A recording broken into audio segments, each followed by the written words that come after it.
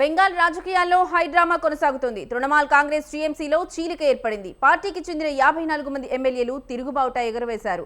New Trinamool ఏర్పాటుకు ఎమ్మెల్యేలు సన్నాహాలు చేస్తున్నట్లు తెలుస్తోంది. సంతకాల ఫోర్జరీతో మొదలైన వివాదం పార్టీలో చీలిక వరకు వెళ్లింది. కోల్కతాలోని ఎమ్మెల్యే హాస్టల్లో రెబల్ ఎమ్మెల్యేలు రహస్యంగా భేటీ అయ్యారు. అసలైన తృణమూల్ తమదే అంటూ గుర్తు కోసం పోరాటం చేసేందుకు ప్లాన్ చేస్తున్నట్లు తెలుస్తోంది. రెబల్ ఎమ్మెల్యేలపై మమతా బెనర్జీ ఫైర్ అయ్యారు. కుట్ర రాజకీయాలు సాగవు, తానే పెద్ద ప్లేయర్నంటూ సవాల్ విసిరారు.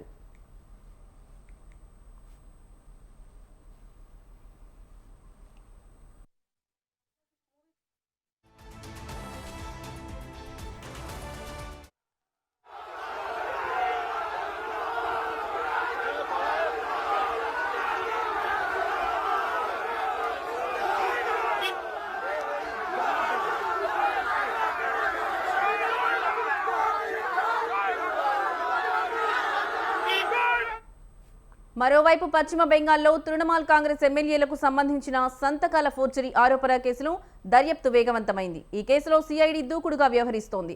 ఇప్పటి వరకు 13 మంది ఎమ్మెల్యేల వాంగ్మూలాలు నమోదు చేసింది. ఈ కేసులో ఆ పార్టీ ప్రధాన కార్యదర్శి, లోక్సభ సభ్యుడు అభిషేక్ బెనర్జీ ప్రధాన ఆరోపణలు ఎదుర్కొంటున్నాడు. ఆయనకు తాజాగా సిఐడి నోటీసులు కూడా జారీ చేయడం ప్రాధాన్యతను సంతరించుకుంది.